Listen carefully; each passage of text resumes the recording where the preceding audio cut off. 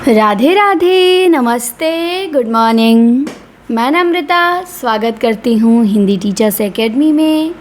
तो हिंदी व्याकरण के 50 महत्वपूर्ण क्वेश्चन आज हम देखेंगे, जो कि डेली देखते हैं। तो चलिए शुरू करते हैं। आज का पहला प्रश्न है घर बसाना। इस मुहावरे का सही अर्थ क्या होगा?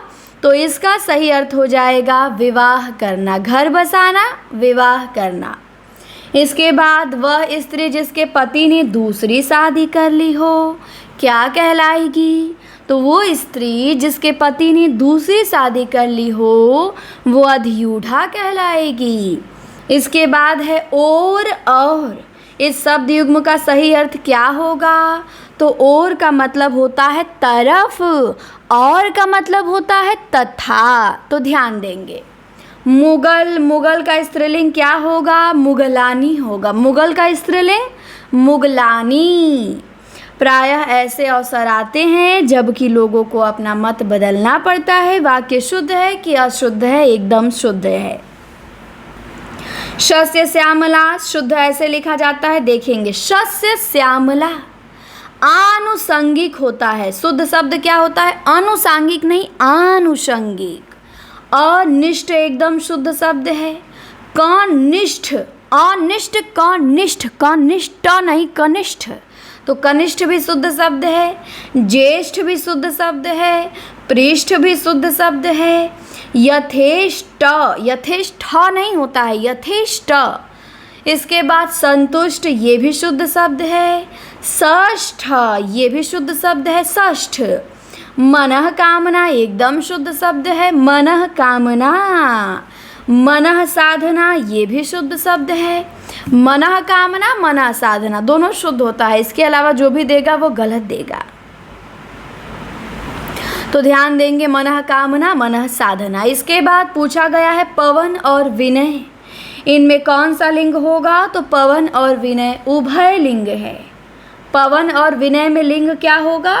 उभय लिंग होगा, ध्यान रखिएगा। इसके बाद जय और आय में लिंग क्या होगा? तो जय और आय में लिंग होगा स्त्रीलिंग। जय और आय में लिंग क्या होगा? स्त्रीलिंग होगा। हरिणा का स्त्रीलिंग क्या होगा? तो हरिणा का स्त्रीलिंग होगा हरिणी। हरिणा का हरिणी। इसके बाद है निधन। तो महान और लोकप्रिय व्यक्ति की मृत्यु को निधन कहा जाता है, और मृत्यु सामान्य शरीरांत को मृत्यु कहा जाता है। तो जब कोई महान व्यक्ति चल बसे तो निधन हो गया, और जब हम आप जैसे लोग चल बसे तो मृत्यु हो गया। इसके बाद अनुग्रह। अनुग्रह शब्द का विलोम क्या होगा? विग्रह होगा। अल्पायु का विलोम क्या होगा? दीर्घायु होगा। वन शब्द का अनेकार्थी होता है, जंगल भी और जल भी। जंगल तो आपको पता है, बस जल को याद कर लीजिए। काम में लगा हुआ आदमी कौन सा पदबंध है? तो काम में लगा हुआ आदमी में विशेषण पदबंध है। जिस वाक्य में एक साधारण वाक्य के अतिरिक्त उसके अधीन कोई दूसरा अंग वाक्य हो उसे क्या कहते हैं? उसे मिश्र वाक्य कहते हैं।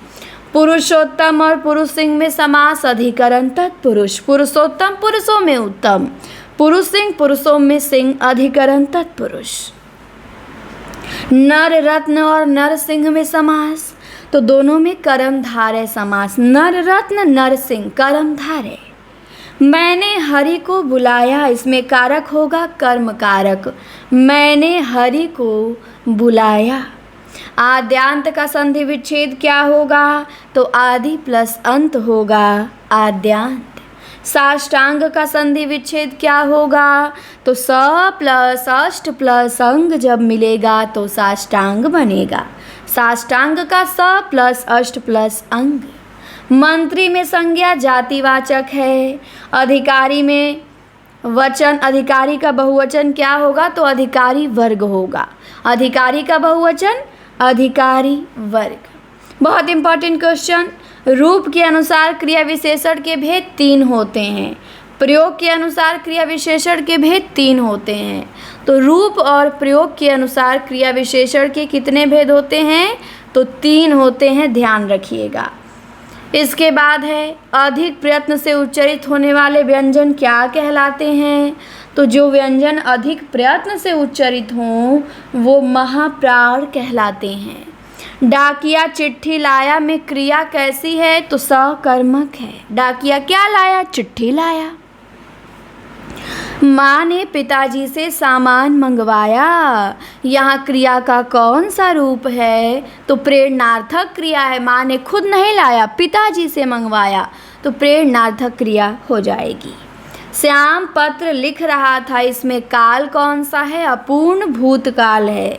श्याम पत्र लिख रहा था। राम को पुस्तक पढ़नी है, इसमें वाच्य कौन सा है? तो राम को पुस्तक पढ़नी है में कर्तृवाच्य है, कर्ता की प्रधानता है। मैं खाता हूँ, इसको कर्मवाच्य में बदलिए, तो कर्मवाच्य में बदलेंगे तो हो जाएगा मुझसे खाया जाता है। मैं खाता हूँ का क्या होगा? मुझसे खाया जाता है। वह काम नहीं करता, वाक्य में अव्यय पद क्या है? नहीं है। वह काम नहीं करता, वाक्य में अव्यय पद हो जाएगा नहीं। निसंकोच शब्द में किस संस्कृत उपसर्ग का प्रयोग है? तो निसंकोच में निस उपसर्ग का प्रयोग है।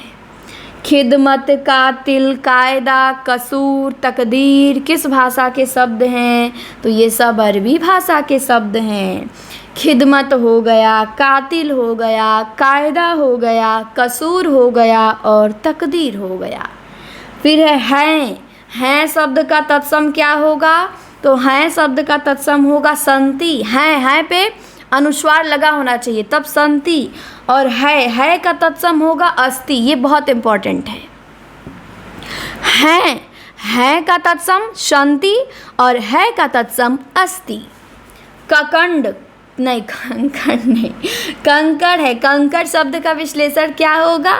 तो कंकड़ का विशेषण होगा कंकड़ीला। अंकित शब्द की भाववाचक संज्ञा क्या होगी? अंकन होगी। अंकित की भाववाचक संज्ञा अंकन। उप विराम चिन्ह कैसा होता है? तो उप विराम चिन्ह में 2 ठो बिंदी होती है, खाली ऐसे ध्यान देंगे। विराम चिन्ह एक गलती कर दिए थे पेपर में आप लोग। विवरण चिन्ह 2 ठो बिंदी के बीच में एक लाइन, अब बस 2 ठो बिंदी विराम चिन्ह, और योजक चिन्ह थोड़ा सा ऐसे एक लाइन हो गई छोटी सी, और निर्देशक चिन्ह से थोड़ा बड़ी लाइन हो गई। तो उप विराम चिन्ह 2 ठो बिंदी जो में मात्रा लगती है। इसके बाद जिन वर्णों का उच्चारण करते समय केवल श्वास का प्रयोग किया जाए उन वर्णों को क्या कहते हैं? तो उन्हें अघोष कहते हैं। जिन वर्णों का उच्चारण करते समय केवल श्वास का प्रयोग किया जाए उन्हें क्या कहते हैं? अघोष कहते हैं। तो इस प्रकार व्याकरण के हमने 50 महत्वपूर्ण प्रश्न किए कंप्लीट। अब हम मिलते हैं आपसे अगली वीडियो में। इस वीडियो में इतना ही। क्लास कैसी लगी कमेंट में बताएंगे, शेयर करेंगे, चैनल को सब्सक्राइब करेंगे। धन्यवाद।